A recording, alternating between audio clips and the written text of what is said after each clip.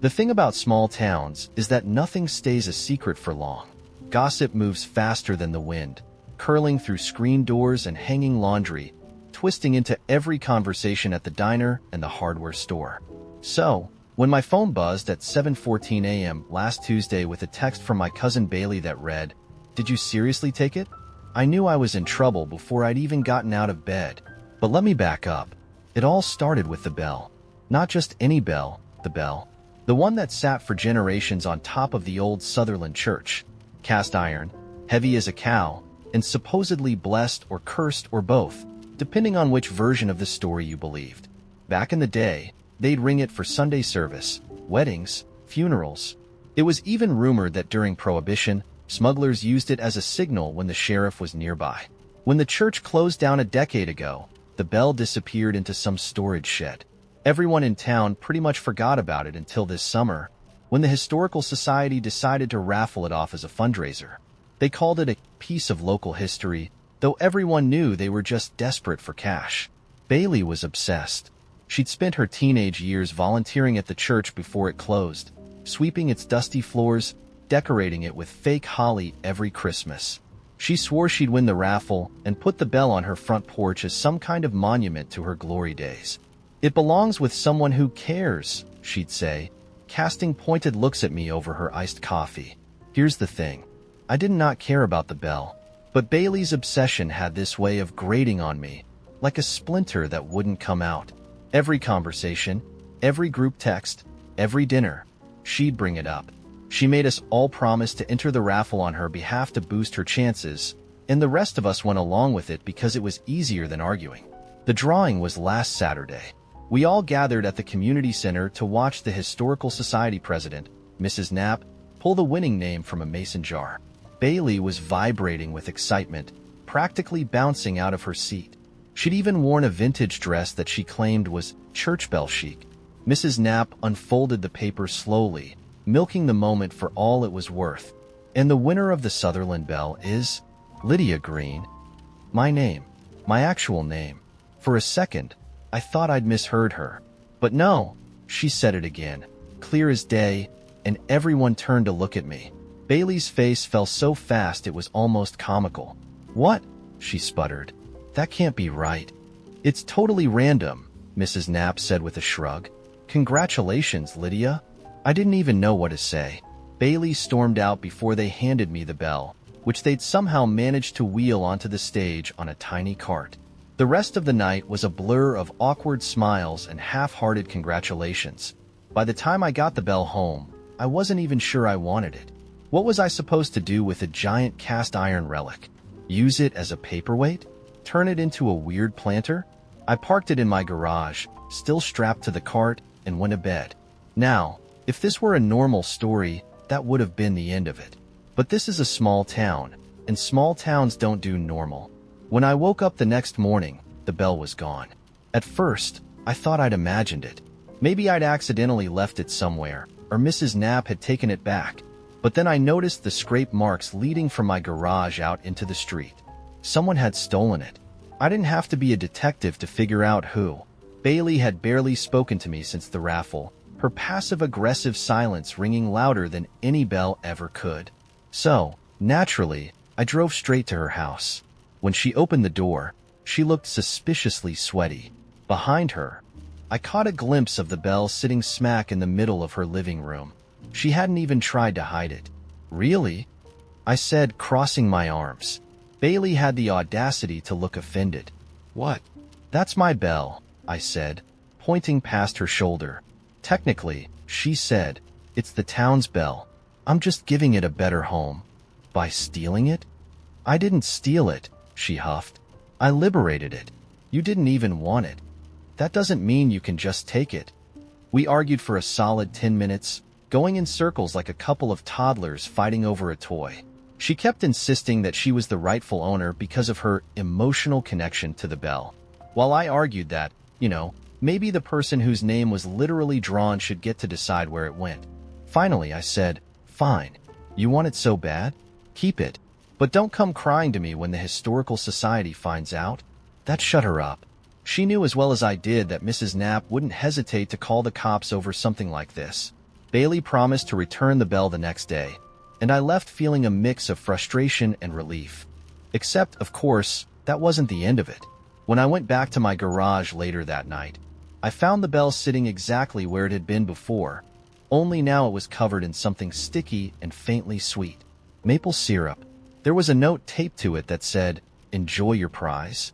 Bailey swears she had nothing to do with it, but I don't believe her for a second. Now, the whole town is buzzing about the Bell feud, and I've somehow become the villain in this ridiculous saga. People keep asking me why I don't just give it to her, as if I'm the unreasonable one. The bell is still sitting in my garage, syrup and all, and I have no idea what to do with it. A part of me wants to wheel it back to Bailey's house in the middle of the night, but another part of me feels like I've earned the right to keep it, even if I don't actually want it. So, tell me, AITA? The prank started as an accident. I swear. It was Monday, and our office was knee-deep in chaos because Gary, the guy who always brings donuts, was out sick. Without his sugary peace offerings, everyone was a little on edge.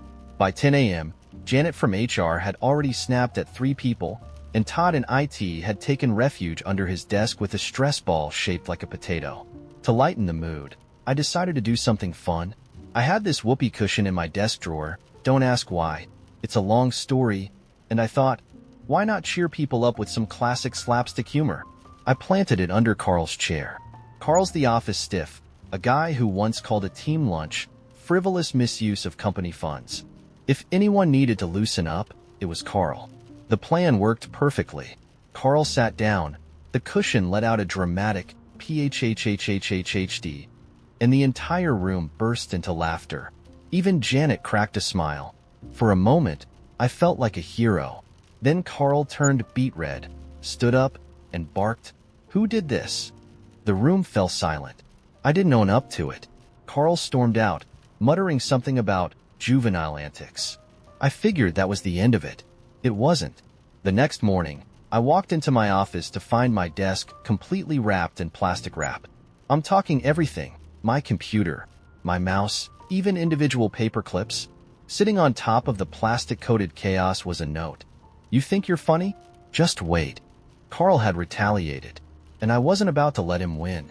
That night, I stayed late and got to work. Carl's a coffee addict. He drinks it like it's keeping him alive, which, honestly, it probably is. I replaced his fancy Colombian roast with decaf and switched his sugar with salt. It was subtle, diabolical, and deeply satisfying. The next morning, Carl took one sip, spat it out, and shouted, "What the hell?" I almost felt bad. Almost. Then things got weird. I came back from lunch to find my chair missing. Not just moved, completely gone. In its place was a note taped to the floor that read, "Take a stand for once in your life." I spent the rest of the afternoon working while awkwardly leaning against the wall. So I upped my game. Carl loves his bonsai tree. He waters it every day and talks to it like it's his child. I bought a fake bonsai that looked almost identical, swapped it with the real one, and taped googly eyes to the fake leaves. When Carl saw it, he froze. "What happened to my tree?" he whispered, his voice trembling. He spent the next hour interrogating the entire office, convinced someone had sabotaged his plant child. But Carl wasn't just playing defense anymore. He was on the attack. The following week, my car started making weird noises.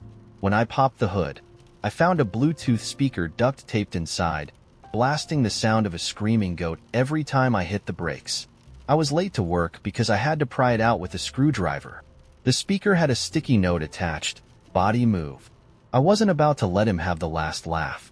I hacked into the office printer, thanks, Todd from IT, and programmed it to print a life-sized cardboard cutout of Carl's face every time someone sent a document to print. By the end of the day, the entire office looked like a shrine to Carl.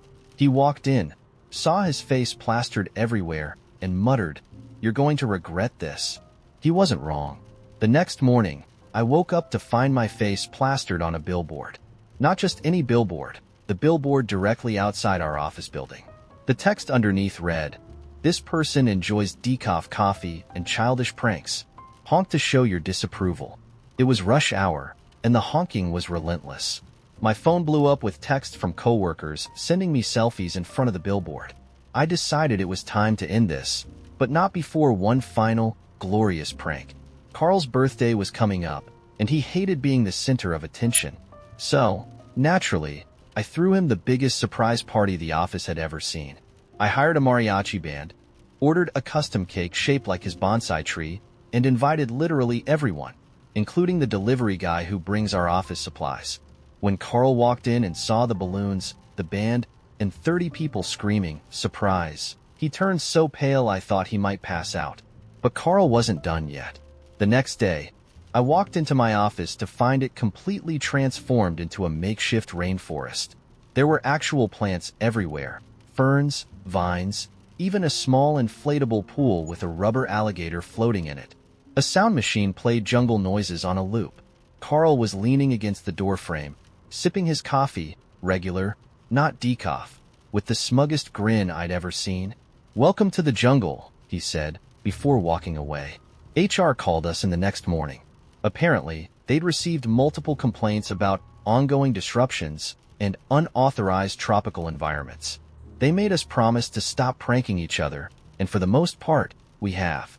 But every now and then, I find a random googly eye stuck to my monitor, or Carl's coffee mysteriously tastes a little too salty. I was buzzing with anticipation as I lit the last candle. The warm, flickering glow transformed my apartment into something magical, half bohemian speakeasy, half cozy sanctuary. Tonight was the culmination of months of work, a gathering of all the people I loved, brought together for one purpose: the release of my first novel. It wasn't just any book. This was the book. The story I'd poured every ounce of myself into, staying up late scribbling on legal pads, agonizing over edits, and dreaming of the day when I could share it with the world. Tonight wasn't just a celebration. It was a declaration that I'd done it. I was no longer a barista who scribbled stories in a notebook between shifts. I was a published author. The guest list was small but carefully chosen. Friends, family, my writing group, and a couple of work acquaintances who might know someone who knows someone in the publishing world. Everything was set. The wine flowed freely. The cheese board looked like it belonged on Instagram. And my guests seemed genuinely impressed by the little stack of books I'd artfully arranged on the coffee table. "Congratulations," my best friend, Zoe, said, pulling me into a tight hug. Zoe had been my biggest cheerleader through this whole process, texting me pep talks when I felt like giving up and even proofreading early drafts. "You're a star." Her words warmed me in a way no candle ever could. I clinked my glass against hers and smiled. "Couldn't have done it without you." Halfway through the night, I stood up to give my little speech. It wasn't anything grand, just a few heartfelt words about how much this moment meant to me and how grateful I was for everyone's support.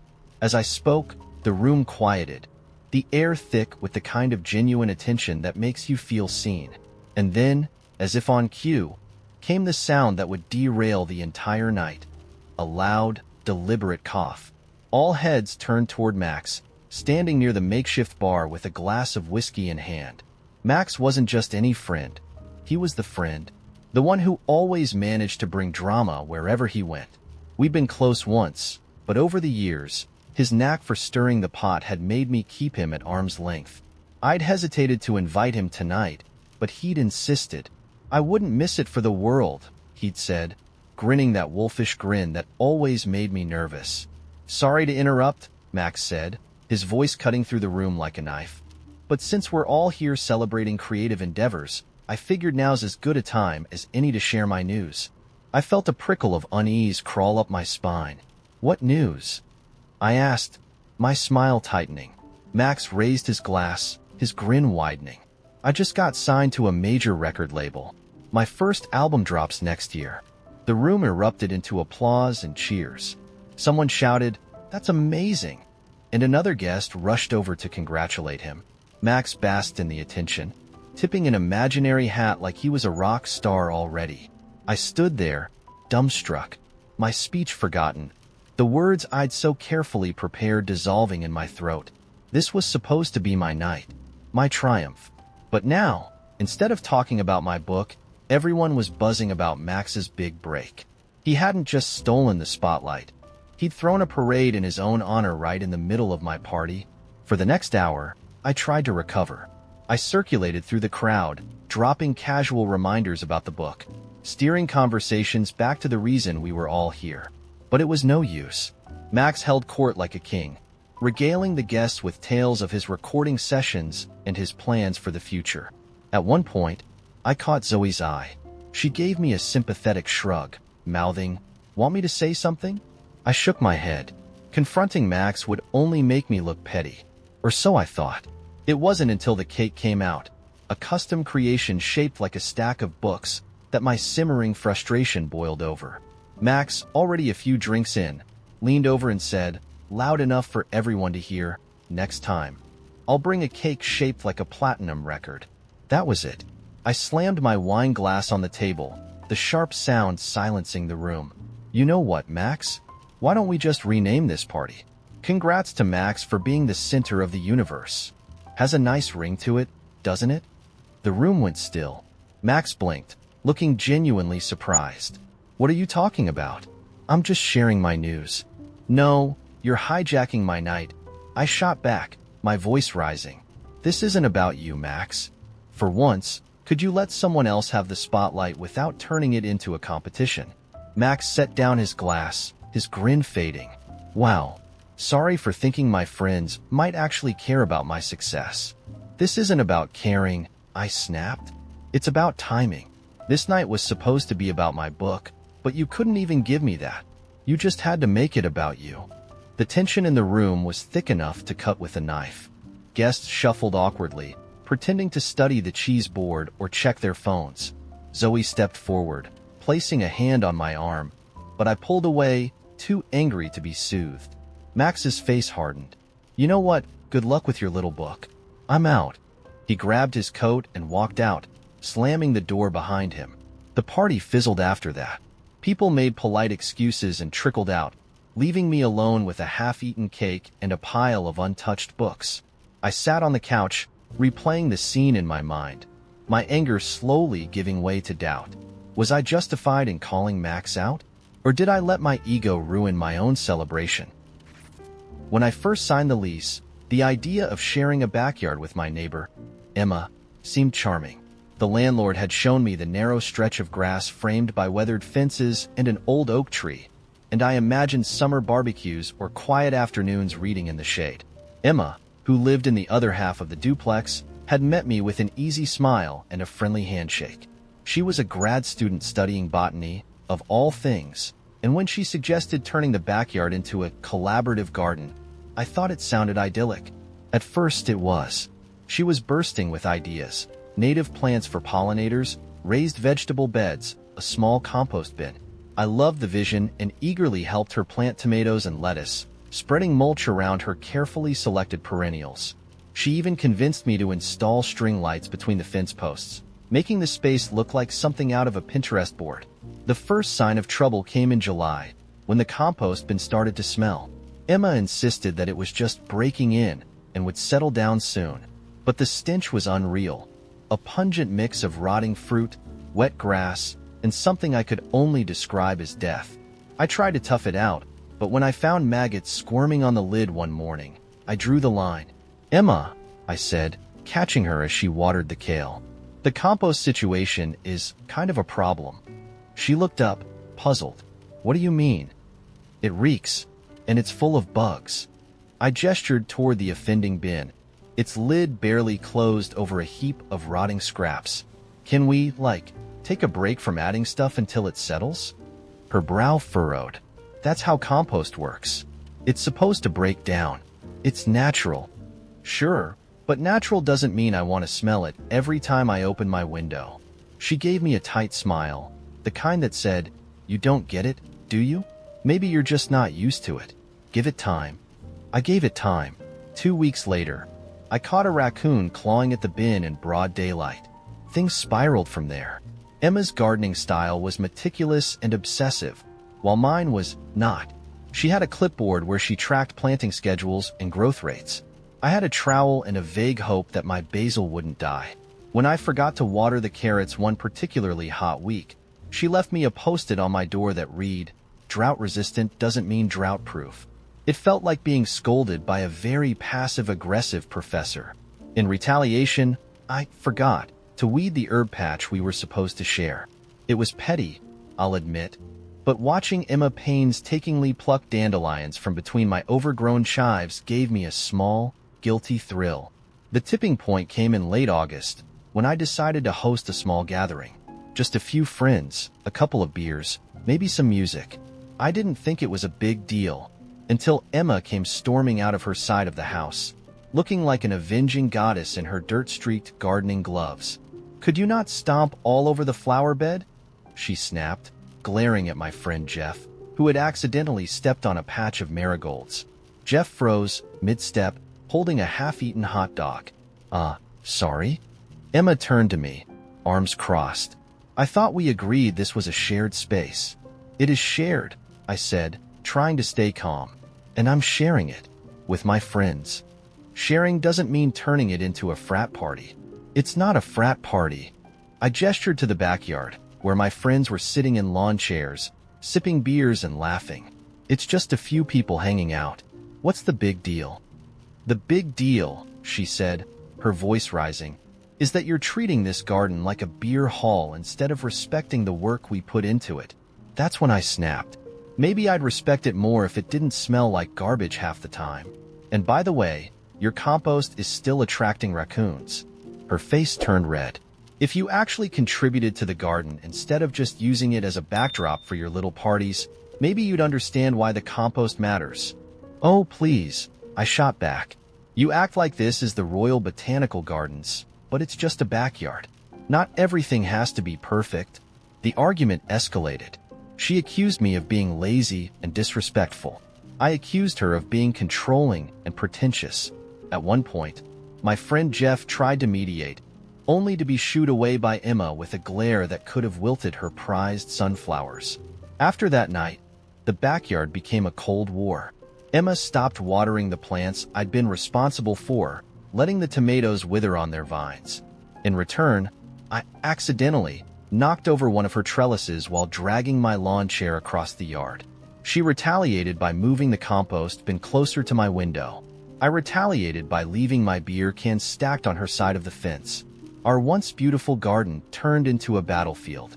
The kale bolted, the lettuce went to seed, and the flower beds became overrun with weeds. The only thing thriving was the mint, which, of course, neither of us wanted anymore because it smelled like failure. A few weeks ago, the landlord stopped by to check on something with the plumbing. When he saw the state of the backyard, his jaw dropped. "What happened here?" he asked, looking from me to Emma. Neither of us said a word. I wish I could say we've worked it out since then, but we haven't. Emma keeps to her side, and I keep to mine. The shared garden, a silent reminder of how quickly things can fall apart when two people refuse to compromise. "Bet you $20 you can't give me a better birthday present than I gave you," Harper said, grinning that infuriating, lopsided grin they always wore when they thought they had me beat. I should have walked away. I should have said, "Harper, I don't need to compete with you, because I'm a fully functional adult who doesn't thrive on petty rivalries." Instead, I said, "Make it 50 and prepare to weep." That's the problem with Harper. They always know exactly how to bait me. Their birthday came first, 2 months after mine. I figured I'd start strong, so I called in a favor from a guy I knew. On Harper's big day, they came home to find a mariachi band in their living room. "Why?" Harper asked, laughing so hard they had to sit down on the floor. "Because you said you always wanted a dramatic entrance song," I said, as the band launched into a deafening rendition of La Cucaracha. Harper declared it the best birthday ever, but I could see the gears turning in their head. I'd thrown the first punch, but they were already planning the knockout. When my birthday rolled around, Harper drove me to the middle of nowhere. "This isn't where I die, is it?" I joked, as we pulled into an empty parking lot. "No," Harper said cryptically, "it's where you live." Then they handed me a piece of paper.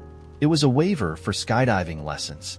"You're insane," I said, staring at the paper like it might burst into flames. "You're welcome," Harper said. I didn't have the heart to tell them I was terrified of heights. I went through with it, screamed the entire way down, and spent the next year plotting my revenge. That's how the tradition began. Every year, the stakes got higher. For Harper's next birthday, I hired a flash mob to perform a choreographed dance in the middle of their favorite coffee shop. Harper, true to form, didn't even flinch. They just stood there, sipping their latte, grinning like a kid on Christmas morning. On my birthday, Harper somehow convinced a local bakery to make a life-sized cake of my face. It was terrifying, realistic down to the pores, and the kind of thing that ended up trending on Instagram. Why would you do this? I asked, staring at my own frosted likeness. Because you needed to know what it feels like to be the icing on the cake, Harper said, cackling. It became less about the gifts themselves and more about the sheer audacity. For Harper's next birthday, I rented a hot air balloon and had the pilot spell out "You're old now" in the sky using smoke trails. Harper responded by turning my living room into a miniature aquarium, complete with a tank of clownfish that they swore looked like me. "You're unhinged," I said, staring at the fish. "You started this," Harper replied, smug. "But then, somewhere around year 5, things changed. It was my turn to gift Harper, and I'd gone all out. I tracked down an actual celebrity, a washed-up actor from Harper's favorite childhood TV show. I paid them an obscene amount of money to show up at Harper's birthday party and pretend they still remembered all the old catchphrases. The plan went perfectly. Harper screamed, laughed, hugged the actor, and declared it the best day of their life. But later, when the crowd had thinned out and it was just the two of us, Harper said something that stopped me in my tracks. "You know you don't have to do all this, right?" they said, swirling the last of their drink. "What do you mean?" "I mean, the gifts are amazing, but it's not the point." I frowned, confused. "What's the point then?" Harper shrugged. "I don't know. Maybe just being around.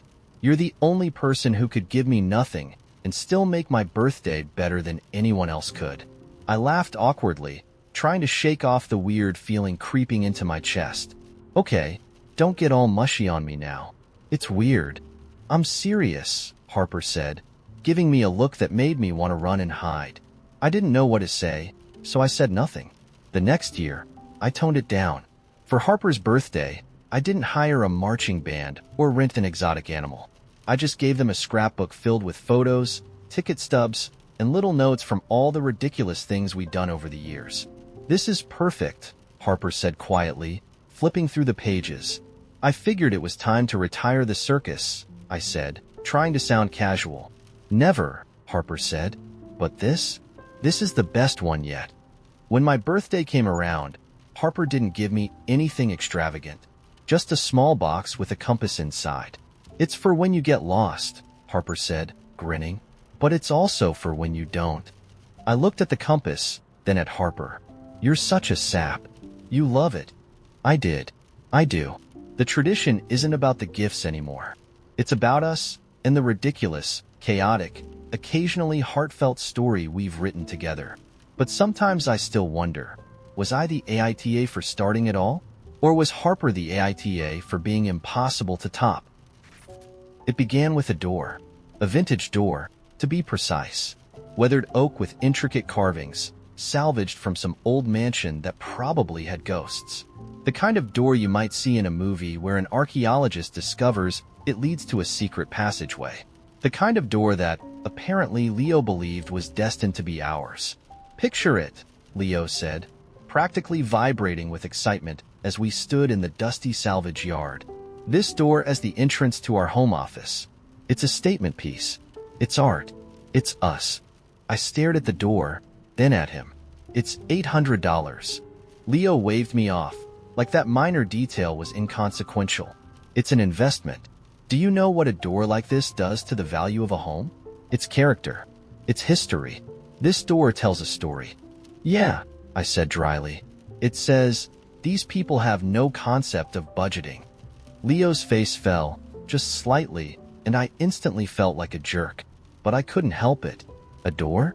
We'd been saving for months to finish our office remodel. A modest project, just new paint, shelves, and a desk. This door wasn't just blowing the budget. It was taking a flamethrower to it. "Look," I said, softening my tone. "I get it. It's a beautiful door. But we agreed the priority was function, not whatever this is. Leo's lips tightened, and I could tell he was trying to stay calm. It's not just about function, he said. It's about making the space feel right. Don't you want a home that inspires us? That feels special? Of course I wanted that. I wasn't a robot. But I also wanted electricity and running water and the ability to fix the car when it inevitably broke down again. And that was the problem with Leo and me. We loved each other, but we loved differently. He craved beauty and spontaneity. I craved stability and control. Most of the time, we balanced each other out. But every so often, like now, our priorities clashed like mismatched paint colors. Can we at least think about it? Leo asked, his voice tinged with desperation. Just sleep on it? I sighed, already feeling the pull of guilt. Fine, but no promises. That night, Leo couldn't stop talking about the door. Over dinner, he pulled up pictures of rooms with similar ones, spinning elaborate fantasies about how amazing our office would look. Meanwhile, I tried to calculate how many hours of freelance work I'd need to take on to make up for the cost. You're not even listening, he said, his fork clattering onto his plate. I protested, though I absolutely wasn't. I was too busy doing mental math and chewing on the gnawing feeling that I was the bad guy here. Why couldn't I just let him have this one thing? Why did I always have to be the practical one, the buzzkill? Forget it, he muttered, pushing his chair back. I'll drop it. I hated when he did that. When he gave up, but not really, retreating into a sulk that filled the room with unspoken tension. And I hated that part of me was relieved, because it meant I wouldn't have to fight anymore.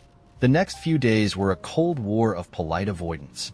We worked on the office in near silence, painting the walls and assembling furniture without addressing the elephant, or rather, the door, in the room. It wasn't until I came home late one evening that the truce finally broke. The door was in our living room. I stood frozen in the entryway, staring at the massive, undeniably beautiful thing leaning against the wall. Leo was on the couch, scrolling through his phone, looking completely unfazed. You bought it? I said, my voice a mix of shock and anger. He glanced up, shrugging. It was the last one. I didn't want to lose it. We agreed to think about it. I exploded. You didn't even tell me. I didn't think you'd ever say yes, he shot back, standing up now, his own frustration bubbling to the surface. You never let me make these decisions. It's always about what makes sense to you, what fits into your idea of what's practical. That's not fair, I said, my chest tightening. I'm just trying to keep us from making stupid financial mistakes. And I'm trying to make our home something we're proud of, something that feels like us. But I guess that doesn't matter if it doesn't come with a spreadsheet. His words stung more than I wanted to admit. Was I too rigid? Too obsessed with playing it safe? I thought I was being responsible, but maybe I was just being controlling. Still, seeing that door, our door, sitting there without my input felt like a betrayal. We didn't talk for the rest of the night, or the next day. Every time I walked past the door, I felt a surge of anger, followed by a pang of guilt. I knew Leo didn't mean to hurt me, but it still felt like he'd taken something that should have been a shared decision and turned it into a solo mission. Finally, on the third day, I broke the silence. Why didn't you just talk to me? I asked, sitting down across from him at the kitchen table. Leo sighed, running a hand through his hair. Because I was scared you'd say no, and I didn't want to lose it. Or, I don't know, I didn't want to feel like I'd lost again. His words hit me like a punch to the gut. This wasn't about winning or losing. Wasn't it? He said softly. It always feels like that with us. Like I'm fighting to make space for the things I care about. And I hate that. I hate feeling like I have to convince you to let me want things. I swallowed hard, guilt rising in my throat. I don't want you to feel like that, I said quietly. But I also don't want to feel like I'm the only one worrying about the practical stuff. Like I have to be the bad guy all the time. Leo nodded, his expression softening. I know, and I don't want to make you feel like that. I get so caught up in the idea of something, I forget it's not just about me. I'm sorry. For a moment, we just sat there, the weight of the past few days hanging between us. Then I reached across the table and took his hand. Okay, I said. Let's make a deal. We keep the door, but we balance the budget. And next time, no more solo missions. We talk it through. Together. Leo smiled, squeezing my hand. Deal. The door is hanging in our office now, and I have to admit, it's stunning. Every time I walk past it, I feel a strange mix of pride and exasperation. It's a reminder of the ways we're different, but also the ways we're learning to bend for each other. So, AITA for resisting the door? Or was Leo wrong to go behind my back? Or maybe this is just how relationships work. Two people with clashing priorities, trying to build something that feels like home. Specifically, the one Cole brought home from the thrift store one Tuesday afternoon like a proud hunter returning with his kill. He barged into the apartment, holding it up like a trophy, his face split into a grin. "Look what I got," he announced, as though I'd been waiting my whole life to see a slightly battered, slightly sticky ukulele. I looked up from my laptop, unimpressed. "Why? Why not?" he shot back, plopping down on the couch and giving the strings an enthusiastic, ear-piercing strum. "This baby's gonna be the star of the camping trip. Just picture it. Me by the fire, playing some classics, everyone singing along. Everyone's going to throw you into the fire," I muttered, trying to focus on my work. But Cole wasn't listening. He was already strumming something that sounded like the tragic love child of Somewhere Over the Rainbow and an untuned chainsaw. Here's the thing about Cole. He's a man of many hobbies. None of them last. There was the great bread baking experiment of 2021, which ended with our smoke detector wailing in protest, the urban beekeeping phase, RIP, bee suit, and his ill-fated attempt to learn woodworking by carving what he claimed was a spoon but looked more like a weaponized splinter. This ukulele was destined for the same graveyard of half-hearted passions. I let it go until Thursday night, when Cole informed me he'd also rewritten the camping itinerary. Rewritten? I echoed, slowly closing my laptop. "Yeah, I mean, your schedule was fine, but I thought we could make it more fun." He flipped his phone around to show me a color-coded monstrosity of planned activities. My carefully balanced mix of hiking, kayaking, and downtime was gone, replaced by things like sunrise yoga, group harmonica jam, and, of course, ukulele sing-along hour. "Cole," I said, my voice dangerously calm. "I spent 2 weeks putting that together." 2 weeks. "And I spent 2 hours perfecting it," he replied, beaming as if that math made any sense. "Seriously, babe, this is going to be legendary." I didn't say anything. I didn't need to. Cole's track record was about to speak for itself. The next morning, I woke up early, grabbed my laptop, and set about undoing every single change Cole had made. Then I added my own secret ingredient, a fictional nature survival challenge I named the Great Outdoors Gauntlet. Think scavenger hunts, fire building competitions, and a silent hike, where everyone had to stay completely quiet for 3 hours under the guise of immersing ourselves in the natural world. Basically, I turned the trip into a nightmare of type A intensity that would make a drill sergeant cry. Then I printed it out, laminated it, and casually slid it into Cole's backpack when he wasn't looking. We hit the road Friday afternoon, the ukulele strapped into the backseat like it was some kind of VIP. The first hour of the drive was peaceful, Cole singing off-key to the radio while I plotted my revenge. By the time we reached the campsite, I was practically vibrating with anticipation.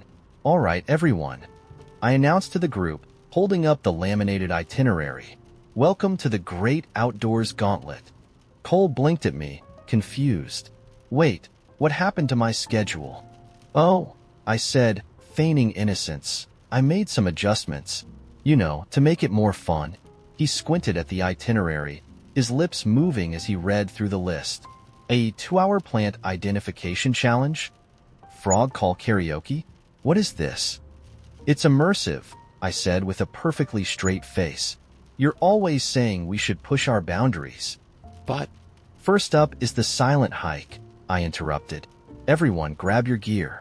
No talking until we reach the summit." Cole opened his mouth to protest, but I held up a finger. "Aha, silence starts now." The hike was glorious, not because of the view or the fresh air, but because Cole was practically vibrating with the effort of staying quiet. Every time he reached for the ukulele slung over his back, I shot him a look that could have turned water to ice. When we finally reached the summit, he burst out, "Okay, this is ridiculous. We're supposed to be having fun."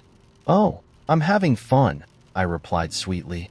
The rest of the trip was a tug-of-war between his ukulele antics and my over-the-top itinerary. During the plant identification challenge, he tried to serenade the group with what he called nature's soundtrack. During the fire-building race, he used his ukulele as kindling, just for a second, before I snatched it away. By the time we reached Frog Call Karaoke, the group was evenly divided between those who thought the trip was a hilarious disaster and those who were ready to hitchhike home. On the last night, Cole finally snapped. "Why are you doing this?" he demanded, clutching the ukulele protectively. "Why are you doing this?" I shot back. "You hijacked my plans, so I hijacked yours. I was just trying to make it better." "Better for who?" "For everyone." "Then why didn't you ask everyone?" That shut him up. For a moment, anyway. Then he muttered, "You didn't ask everyone about this stupid gauntlet." "That's different."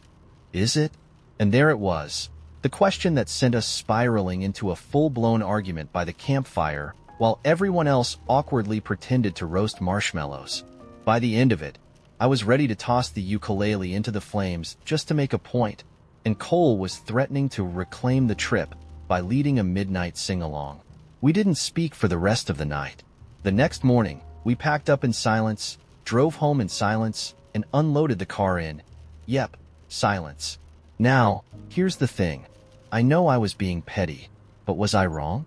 Cole had no right to rewrite my plans without asking, and he made everything about himself. On the other hand, I might have gone a little overboard with the gauntlet. So, Reddit. AITA? It was Amelia's idea, which meant it would probably go horribly wrong.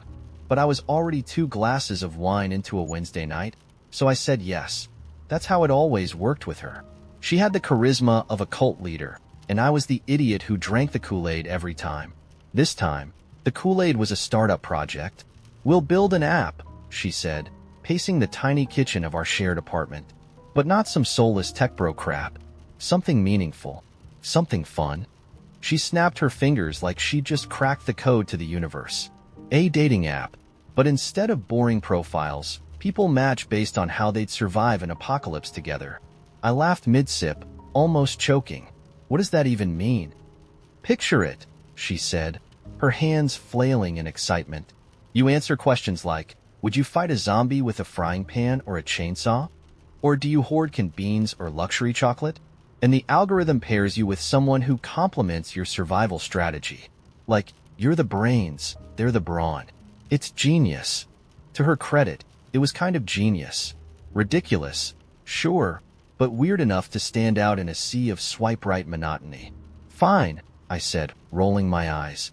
"I'm in, but you're coding it. I'm not touching Python again after the great spreadsheet debacle of 2022.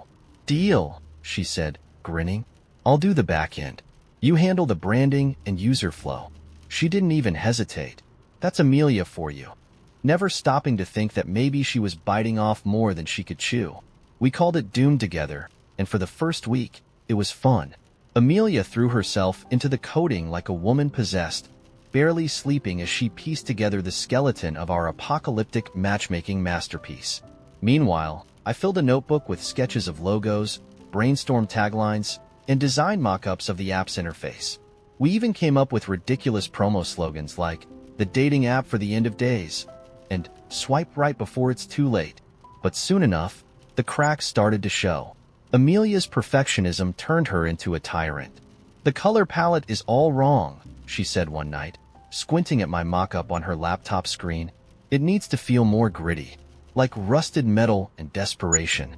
"Rust isn't a color," I said flatly. "You know what I mean," she snapped. "Just fix it." Meanwhile, her coding was a disaster. Amelia was brilliant in theory but sloppy in execution, and she refused to acknowledge it. She kept adding unnecessary features, like a Doom preparedness index that ranked users based on their hypothetical survival skills, and then getting mad when the app crashed under the weight of her ambitions. "It's not my fault," she said, slamming her keyboard. The system just can't handle my vision. Or maybe your vision needs less random crap, I muttered, just loud enough for her to hear. She shot me a glare so sharp it could have severed a limb. The more we worked, the worse it got. Every decision turned into a battle. Amelia wanted the user avatars to be hand-drawn illustrations of survivors. I thought it was a waste of time.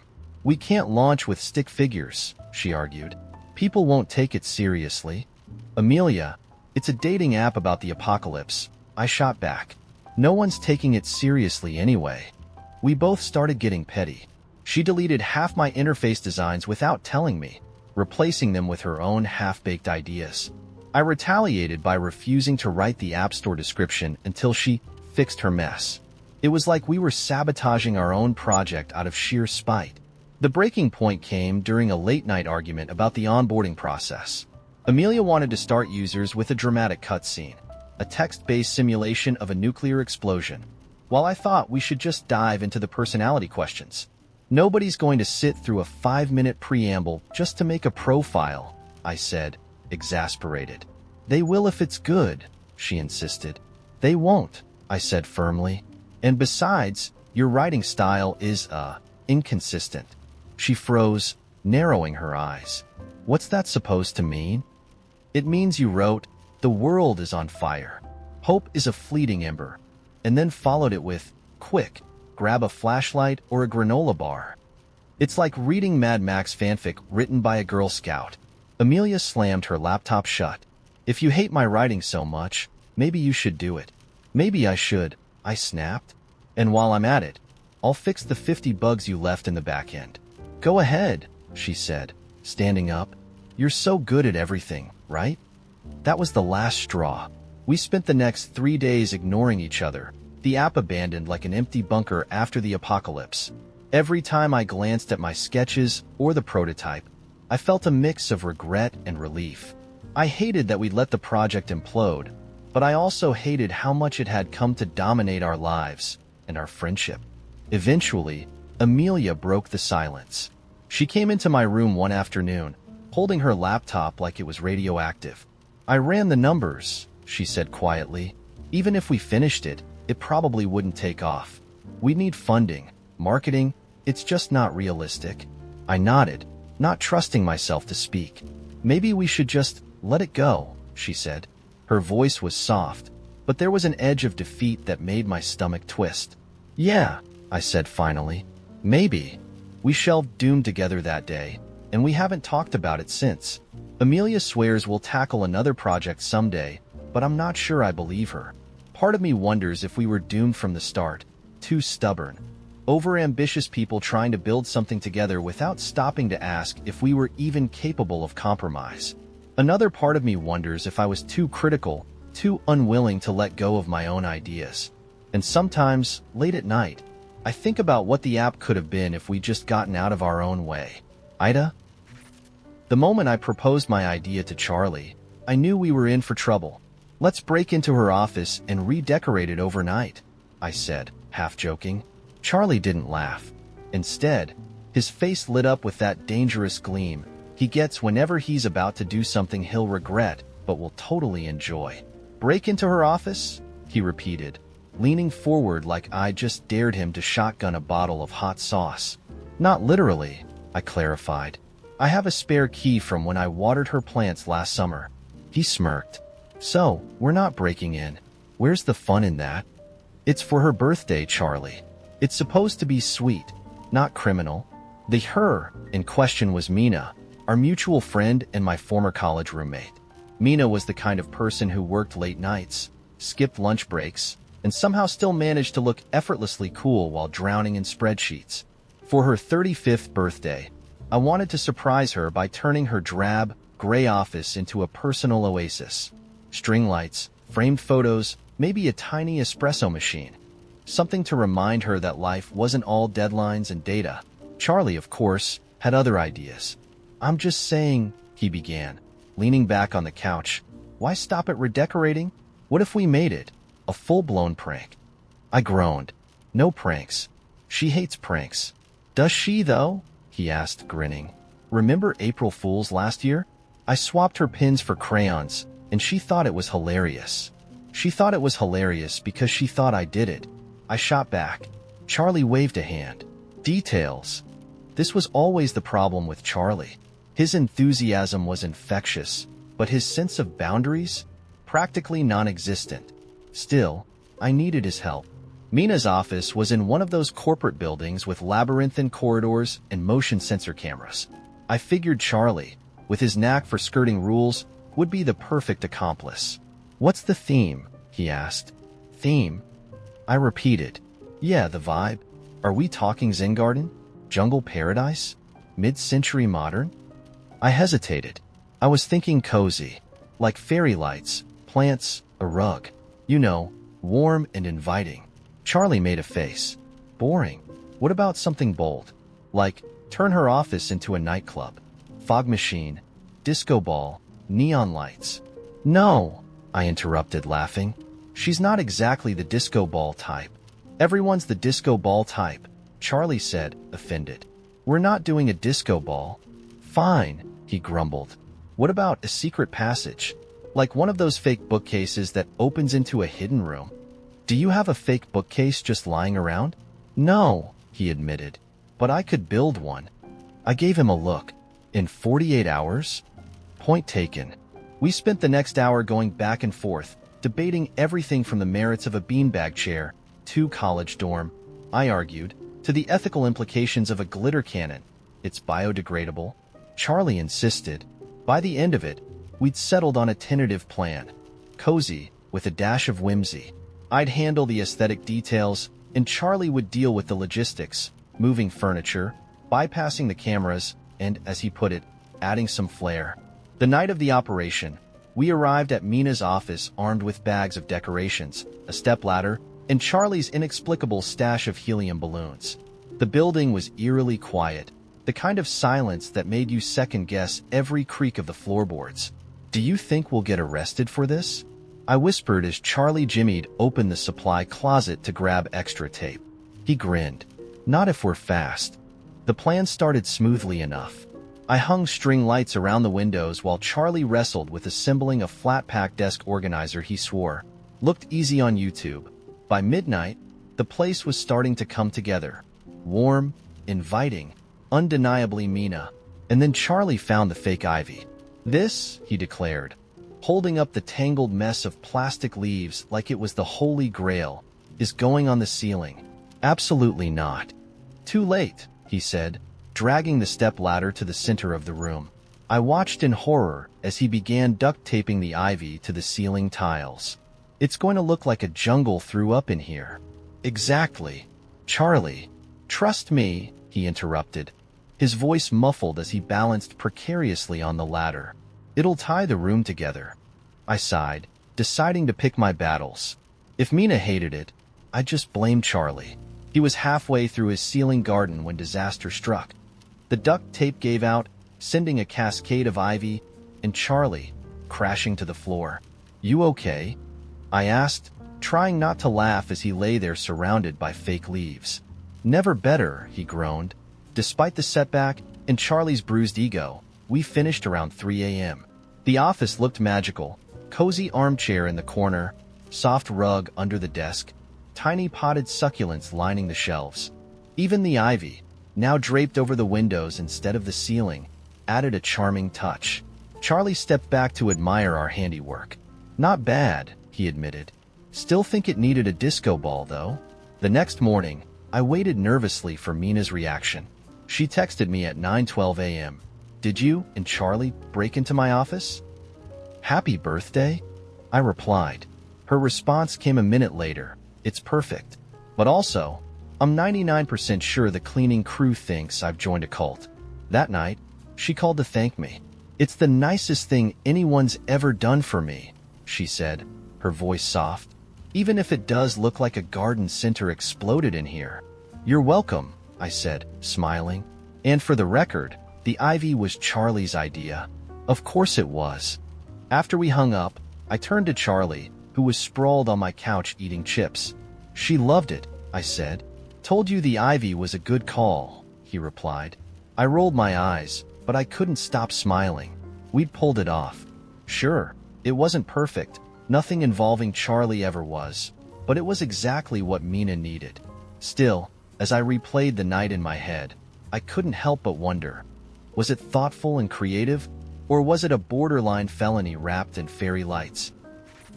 It was sitting on my kitchen counter when I got home from work, small, sleek, and as black as midnight. Its yellow eyes followed me as I set down my bag, and for a moment, I just stared at it, half convinced it wasn't real. I didn't own a cat. My apartment was on the 3rd floor, and all the windows were closed. "Hey," I said cautiously, as though the cat might respond. It didn't move. I took a step closer, and that's when I noticed the envelope tucked beneath its paw. Cream-colored paper, sealed with wax. The seal was a deep, dark red, stamped with an unfamiliar symbol, a crescent moon wrapped in thorns. The cat blinked, slow and deliberate, and slid the envelope toward me with a casual flick of its paw. "Okay," I muttered. "Cool. Totally normal."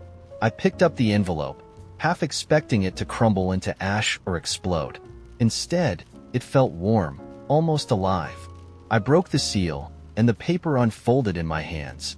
The letter read, "You have been chosen. The trial begins at midnight. Be ready." "What trial?" I demanded aloud, but the cat was gone. I searched the apartment, but there was no sign of it. The windows were still closed, the doors locked. I told myself it was a prank. Maybe someone slipped the cat in as a joke, then grabbed it and left. It was the only explanation. But that night, just as the clock struck midnight, my apartment shifted. One moment I was lying on the couch, scrolling through my phone. The next, the walls dissolved, the ceiling vanished, and I was standing in the middle of a forest. The air was thick with the scent of pine and damp earth, and a fog rolled between the trees like it was alive. The only sound was the rustle of leaves in the wind, but it carried a strange rhythm, almost like whispers. I wasn't alone. A group of people stood scattered around me, all looking just as bewildered as I felt. There was a woman in a lab coat, a man in a mechanic's jumpsuit, a teenager with earbuds dangling from his hoodie, and a sharply dressed woman clutching a leather briefcase. "What the hell is this?" the mechanic asked, his voice rough. "I don't know," I said, clutching the letter, which was now inexplicably back in my hand. "But I think it's some kind of trial." Before anyone could respond, the whispers grew louder. The fog coalesced into a figure, a tall, willowy shape with glowing eyes that burned like coals. It didn't speak, but the message came anyway, pressing into my mind like a weight. "Choose a path. Only one survives." "What does that mean?" the teenager asked, his voice high with panic. No answer. The figure dissolved, and the fog parted, revealing 5 paths stretching out in different directions. Above each path hovered a symbol, a flame, a dagger, a coin, a key, and an eye. "Are they serious?" the woman with the briefcase demanded. "We're supposed to just pick one? Based on what?" No one had an answer, but the ground began to tremble, and the feeling was clear. Choose or be chosen for. I didn't have time to overthink. The key felt like the safest bet. Keys open doors, right? I stepped onto the path, and immediately, the others blurred from view. The forest grew darker as I walked, the air colder. The path twisted and turned, the ground uneven beneath my feet. Shadows moved at the edge of my vision, but whenever I turned to look, there was nothing there. After what felt like hours, I reached a clearing. In the center stood a pedestal, and on it, a small, silver key. "That's it," I muttered, stepping closer. As my fingers closed around the key, the clearing shifted. The trees bent inward, their branches weaving together to form walls. The ground cracked, and a black, viscous liquid began to seep up, pooling around my feet. A voice echoed, low and guttural. "What will you give to leave this place?" "What?" I said, heart pounding. "Everything has a cost," the voice said. "What will you give?" I didn't know what to say. The liquid was rising fast, lapping at my ankles, and panic clawed at my chest. "I don't have anything to give." The voice laughed, a deep, hollow sound. "Everyone has something. Time, memories, secrets, memories." My mind raced. If this was real, If I was stuck in some twisted game, what would I trade to escape? I'll give a memory, I said, the words spilling out before I could stop them. The liquid stopped rising. The voice hummed, as though considering. Which one? I thought of the last memory I could bear to lose. Something insignificant, something I wouldn't miss.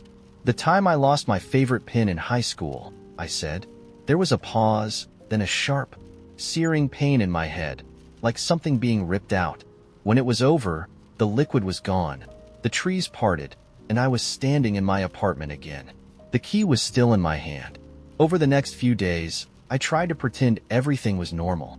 But every time I looked at the key, I felt the weight of the memory I'd given. I couldn't remember losing the pen. Not the details, not the frustration, not the moment at all. It was as though it had never happened. And then, one morning, the cat returned. It sat on my counter, staring at me with those unblinking yellow eyes. This time, there was no letter. Just the understanding that the trial wasn't over. It had only just begun. I've always been a sucker for lost causes.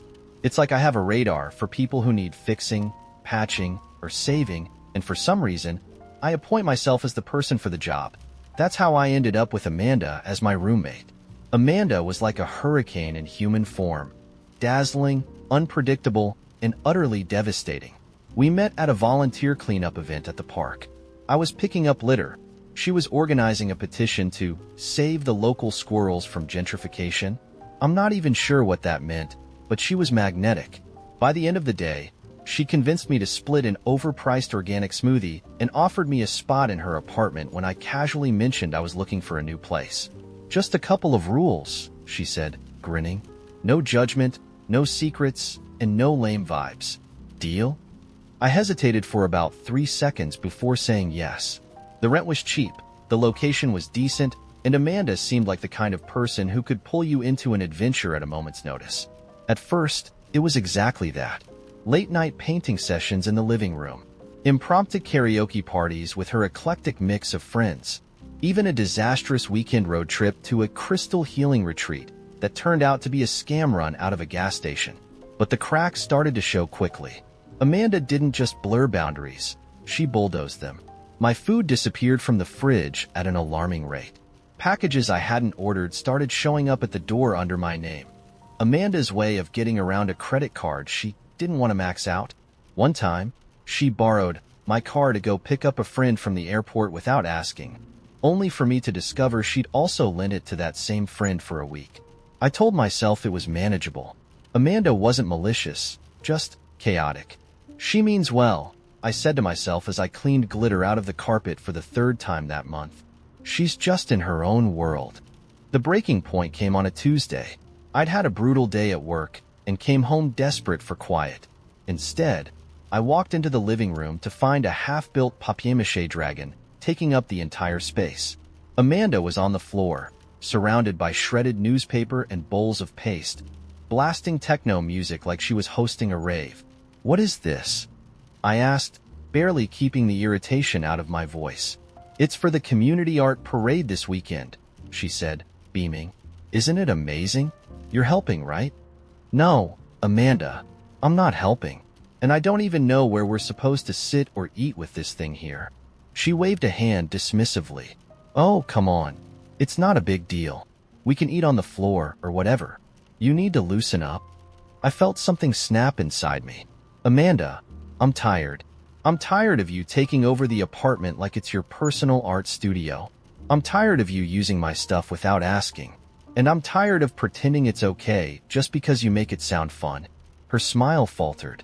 "Whoa, where is this coming from?" "It's coming from the fact that I feel like I'm living in your apartment, not ours. You don't respect my space or my time. Do you even realize how much I've put up with?" Amanda stared at me like I'd slapped her. Then she said, "Wow, I didn't know you were such a buzzkill. If you hate living here so much, why don't you just move out?" The word stung. I didn't want to move out. I wanted her to care, to recognize how much of myself I'd bent and folded to accommodate her endless chaos. But instead, I just said, "Maybe I will." The dragon stayed in the living room for the rest of the week. We didn't talk much after that. She avoided me by retreating to her room or spending nights out with friends. When the parade finally rolled around, she left a note on the kitchen counter. Gone to showcase the masterpiece. Hope you're happy in your boring little bubble. Winky face. By the end of the month, I'd found a new place. Amanda didn't seem surprised when I told her I was leaving. Guess you're not cut out for the free-spirited lifestyle, she said with a shrug. No hard feelings, right? I wanted to tell her there were plenty of hard feelings, frustration, exhaustion, sadness, but I didn't. I just said, take care of yourself. Sometimes, I miss the wildness Amanda brought into my life.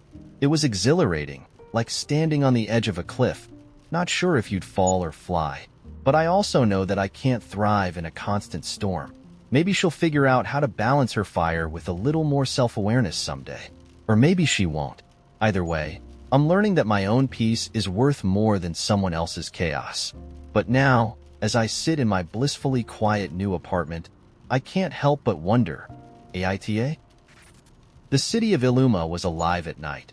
A sprawling maze of neon lights and rising steam from the labyrinthine streets below. It was a city that never truly slept, its people fueled by ambition, desperation, and secrets. Above it all, the skyscrapers towered like silent gods, their glass facades reflecting the pulse of the world below. It was in the shadow of one of these giants that Kale found himself, crouched behind a stack of shipping crates, listening to the distant hum of an approaching drone. He adjusted his hood, the fabric lined with static dampeners to scramble his profile from prying eyes. The package in his hand, a sleek, metal cylinder, seemed to vibrate faintly, as if aware of the danger closing in. Kale didn't know what was inside, and he didn't want to. All he knew was that someone was willing to pay a small fortune for its safe delivery, and that someone else was willing to kill to stop it. The drone's searchlight swept across the alley. Its mechanical were growing louder. Kale held his breath, pressing his back against the cold steel of the crate. The light lingered for a moment, then moved on, and Kale exhaled, his breath fogging in the chilly air. He couldn't stay here. The drones were relentless, and whoever had sent them wouldn't rest until he was either caught or dead. Kale darted into the open, his boots barely making a sound on the wet pavement. He navigated the alleys with practiced ease, slipping between shadows and avoiding the flickering neon signs that threatened to betray his position.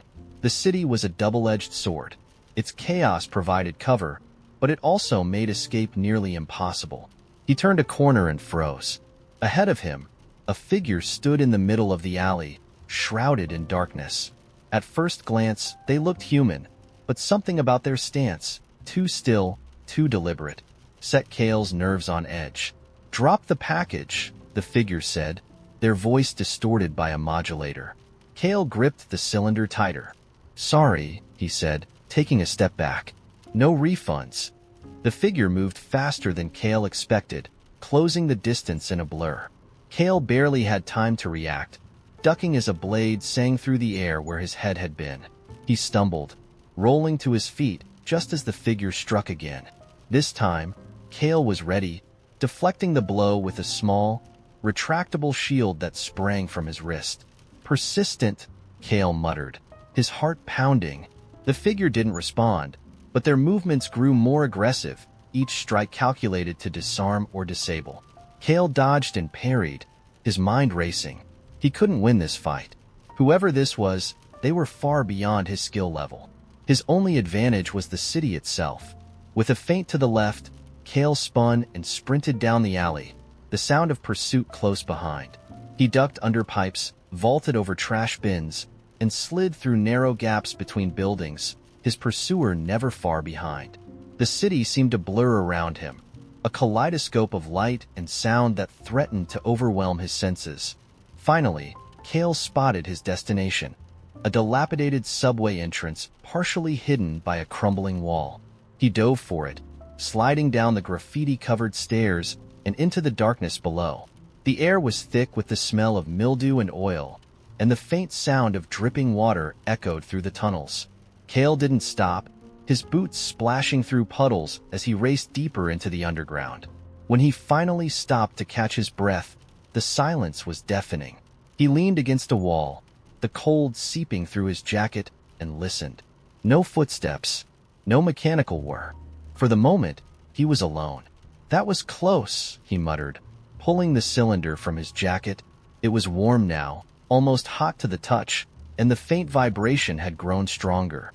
Whatever was inside, it wasn't just valuable, it was alive, or at least powered by something organic. Kale's comm crackled to life, a voice cutting through the static. "You've got company. 3 signals inbound." Kale groaned. "Thanks for the heads up, Iris. Where were you 10 minutes ago?" "Monitoring the drones," Iris replied, her tone cool and detached.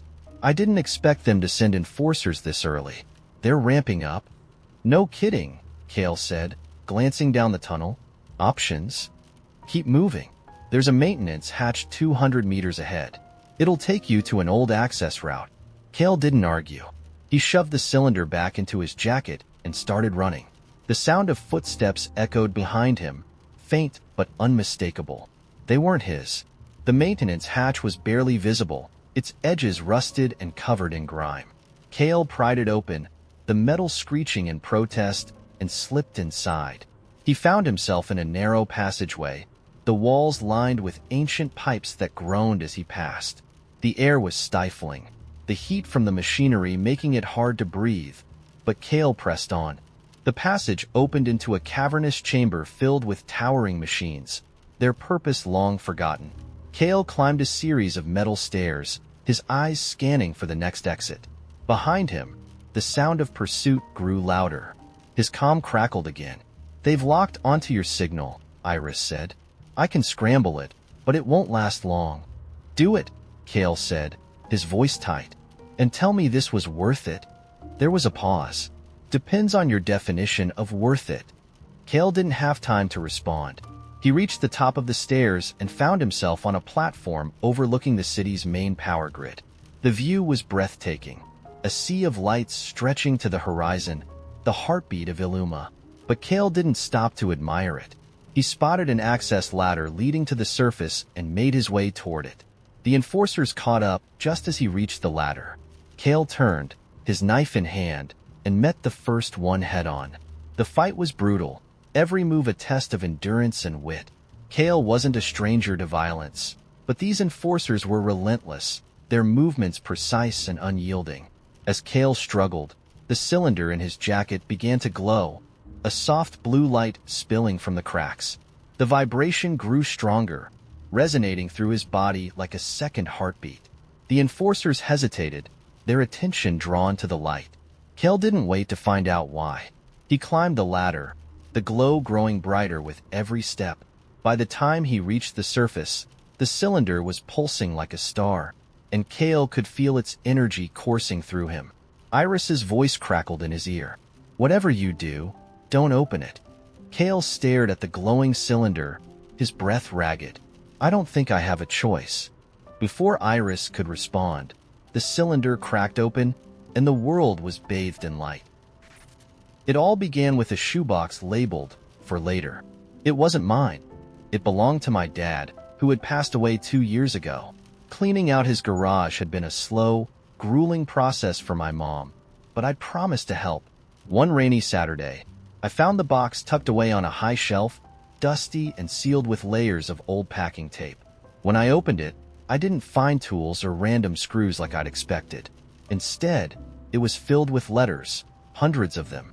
The letters were addressed to Robin, my older sister. She had been Dad's first child, born from a relationship long before he'd met my mom. Robin didn't grow up with us. She had her own life, her own family in another state, and while we were cordial, we weren't exactly close. Dad always regretted the distance between them, and it seemed these letters were his way of trying to bridge it. Except, none of them had ever been sent. I spent hours reading through the letters.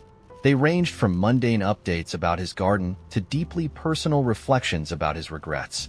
He wrote about how proud he was of her, even though she'd chosen a life he barely understood, working as a professional photographer and traveling constantly. He shared stories about his childhood, stories he'd never told me.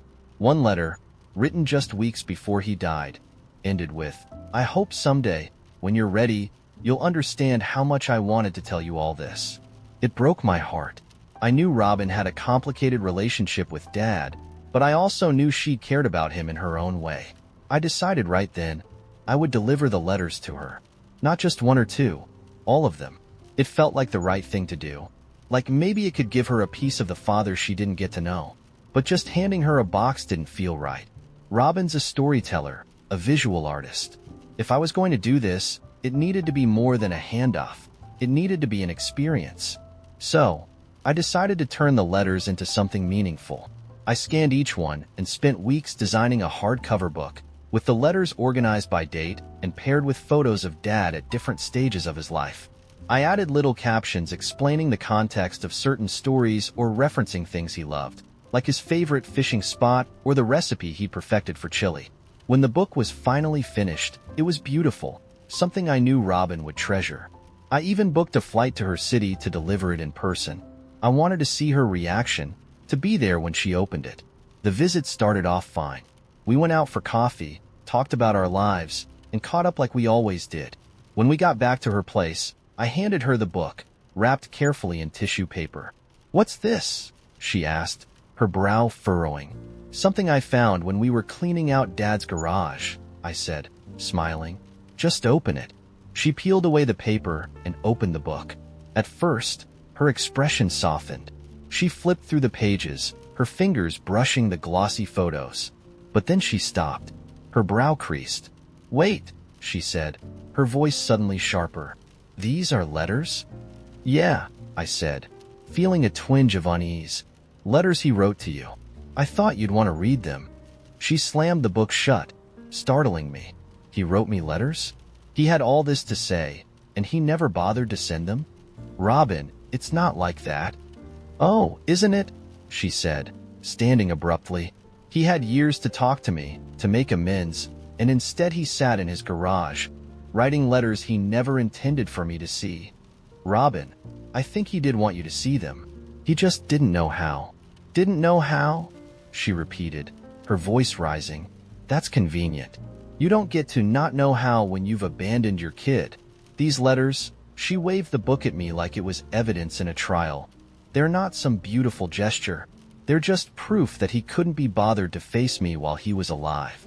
"That's not fair," I said, my chest tightening. "He loved you. He was trying, even if he didn't know how to say it." "Trying? Writing words he never sent isn't trying," she snapped. "It's just guilt. It's him trying to make himself feel better." I stared at her, feeling like I'd been gutted. All the time I'd spent on this project, all the care I'd put into making it meaningful, it was like she couldn't see any of it. "I thought this would mean something to you," I said quietly. "I thought it would help." She sighed, running a hand through her hair. "You don't get it. You grew up with him. You got to know the version of him who showed up. All I got were promises he didn't keep. And now you want me to feel grateful for a book full of things he was too scared to say to my face." Tears stung my eyes, but I refused to let them fall. "I was just trying to connect you with him," I said, my voice trembling. "I thought you deserved to know how much he cared." She softened, just a fraction, but the damage was done. "I appreciate what you were trying to do," she said, setting the book down on the table. "But this, it's not what I needed." I left her apartment not long after, the book still sitting on her coffee table, unopened. On the flight home, I couldn't stop replaying the moment she slammed it shut. I'd wanted so badly to give her something beautiful, something that would bring her peace, but instead, it had opened old wounds I hadn't realized were still raw. Now, I can't stop wondering, was I wrong to give her the letters? To think she'd want that connection, even if it was incomplete? Or was I just too blinded by my own idea of what closure should look like? It all started with the mug, a stupid, chipped, ceramic mug that said, "Rise and Grind" in block letters, which my roommate, Colin, had taken to using as his personal ashtray. I'd left it on the kitchen counter one night after tea, and the next morning, it was full of cigarette butts floating in a murky pool of rainwater he must have collected from the balcony. When I asked him why he'd used my mug instead of any of the dozen actual ashtrays we owned, he shrugged and said, "It was there." I didn't flip out. I didn't even say much beyond, "Can you not do that again?" But that's when I started noticing it. The way Colin treated the apartment like it was his personal sandbox, and I was just there to shovel his messes out of the way. We weren't supposed to be roommates forever. Colin was in between leases after a breakup, so I offered him the spare room for a month or two. That was 8 months ago. In the beginning, it wasn't terrible. He was charming, funny in that sarcastic, self-deprecating way that made you want to forgive him for almost anything. But charm wears thin when you're living with someone who acts like the landlord owes them rent. I covered utilities because money was tight. Groceries? Mostly me. He contributed to the essentials, beer and snacks, naturally. But it was more than money. Colin treated the space like his kingdom, and I was the serf. He'd leave half-eaten sandwiches on the couch, play his guitar at midnight, and throw parties where I barely knew a soul, assuring me each time, "I'll clean up tomorrow." Spoiler, tomorrow never came. Things hit a boiling point when Colin borrowed $600 to fix his car. Borrowed is in air quotes because, despite his many assurances that he'd Venmo me on Friday turned into the next Friday, and then the next. Meanwhile, the car? Still parked in the same busted state it had been the day he asked for the money. "Colin," I said one morning after tripping over an empty pizza box in the living room, "we need to talk about the money." "What money?" he asked, not even looking up from his phone. "The $600 you borrowed." "Oh, yeah, I'll get it to you soon." "When soon? You've been saying that for weeks." He sighed, the kind of sigh that says, "Can you stop being such a drag? Look, I'm not trying to screw you over. It's just, things are complicated right now." Complicated? He just bought himself a $200 pair of headphones. I knew because the box was still sitting on the coffee table, mocking me. I wanted to say something, to call him out, but I didn't. Because that's what Colin was good at. Making you feel like you were the one overreacting. Like you were the unreasonable one for expecting basic decency. Then came the incident with the PS5. One Saturday, I came home to find Colin sprawled on the couch, a brand new PlayStation controller in his hands. "Where'd you get that?" I asked, though I already knew the answer. He grinned, not even bothering to pause his game. "Craigslist." Dude was practically giving it away. How much did it cost? Like $400? Total steal. $400? I stared at him, incredulous. "You owe me $600, Colin. How are you buying a PS5? He finally looked at me, his smile fading into something defensive. "Relax, dude. I'm gonna pay you back. This is different." "Different how?" "It's an investment," he said, waving the controller like that explained anything. "I'm starting a gaming channel." I couldn't believe what I was hearing. "You bought a PS5 for a channel you haven't even started while you still owe me money? Why do you have to make everything about the money?" he snapped, his tone suddenly sharp. "You act like I'm some kind of deadbeat." "You are a deadbeat, Colin. You're freeloading off me while spending money you don't have on crap you don't need." He stood up then, towering over me. "Oh, come on. You're acting like I'm some broke loser. I've been going through a lot, okay? But you wouldn't understand because your life is so perfect." "Perfect?" I laughed, but it came out bitter. "Yeah, Colin, my life is perfect. That's why I'm stuck paying for 2 people to live here while you play video games and call it content creation." "Wow," he said, his voice dripping with sarcasm. "Thanks for the support. I thought we were friends." "We were friends, but friends don't treat each other like ATMs. Maybe if you weren't so uptight about every little thing." "Uptight?" I cut him off, my voice rising. "You turned my mug into an ashtray. You treat this apartment like a trash heap. And now you're acting like I'm the bad guy for wanting the money you promised to pay me back. Maybe you shouldn't have offered if you were gonna throw it in my face." That was it. I told him to pack his things and be out by the end of the week. He left the next day, but not without making a scene, slamming doors and muttering about how I was selfish and impossible to live with. I found the PS5 controller in the trash later, snapped clean in half. It's been 3 weeks since he moved out, and I'm still furious. But there's this nagging part of me that wonders if I could have handled things differently. Maybe I was too harsh. Maybe I should have been more patient. Or maybe Colin was always going to be Colin, and I was stupid for expecting anything else. I didn't set out to make an enemy out of Dave. If anything, I thought we'd get along. When he moved into the office next to mine, I introduced myself, offered him the good coffee pods instead of the company-issued sludge, and even helped him adjust his office chair. But Dave, oh Dave, decided to be that guy. The one who leaves passive-aggressive notes instead of addressing anything like a normal human being.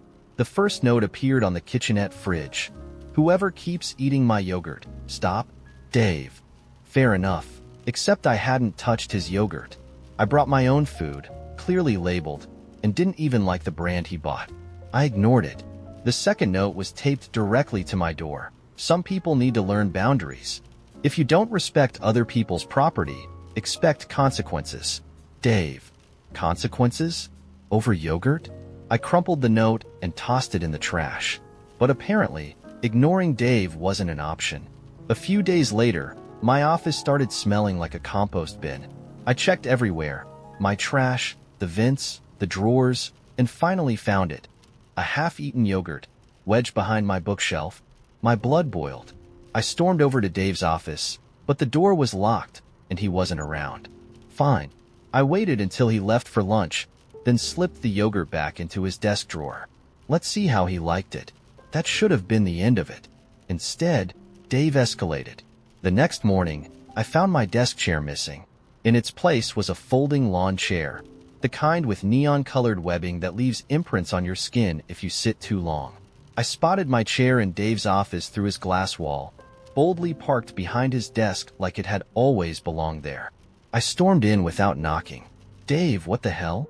He didn't even look up from his computer. Oh, did you need that? I thought you might want to try a more ergonomic option. It's my chair. And that yogurt was mine. Are you serious right now? I didn't touch your stupid yogurt. He gave me this smug little smirk and said, sure you didn't. By now, the whole office was buzzing.